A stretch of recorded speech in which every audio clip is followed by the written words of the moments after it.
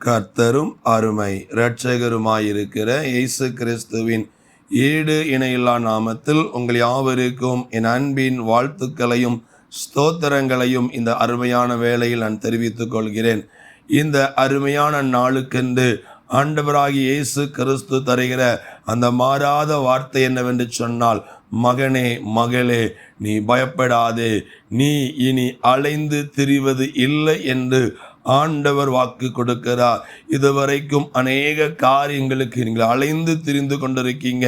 உங்களுடைய சுகத்திற்காக, ஒரு கற்பத்தின் கனிக்காக, வேலைக்காக, திருமண காரியங்களுக்காக, படிப்பின் காரியங்களுக்காக, குடும்ப காரியங்களுக்காக, இப்படி பல காரியங்களுக்காக அலைந்து திரிந்தும் அந்த காரியம் இன்னும் வாய்க்காதபடி சோர்ந்து போன நிலைமையில இந்த வார்த்தையை கேட்டுக்கொண்டிருக்கிற உங்களை பார்த்துதான் ஆண்டவர் சொல்லுகிறார், இனி நீ அலைந்து திரிவதில்லை.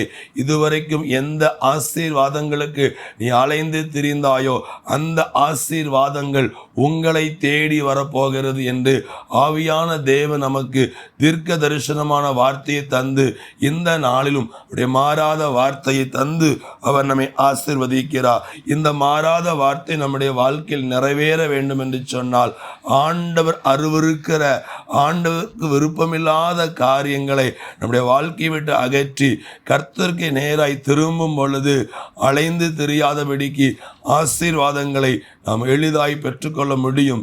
ஆகவே இன்றைக்கு நீங்கள் மனம் திரும்புங்கள், ஆண்டவர் அருவருக்கிற காரியங்களை அகற்றி போடுங்கள், அலைந்து தெரியாதபடிக்கு ஆசீர்வாதங்களை சுதந்திரித்துக் கொள்வீர்கள். நல்ல தகப்பனே, அந்த நல்ல வார்த்தையின்படி இதுவரைக்கும் அலைந்து திரிந்த பிள்ளைய வாழ்க்கையில ஆசீர்வாதங்களை தேடி சென்று நீர் ஆசீர்வதிக்க போகிற கை ஸ்தோத்திரம். பெரிய காரியம் செய்யுங்க. இயேசுவின் நாமத்தில் பிதாவே, ஆமென்.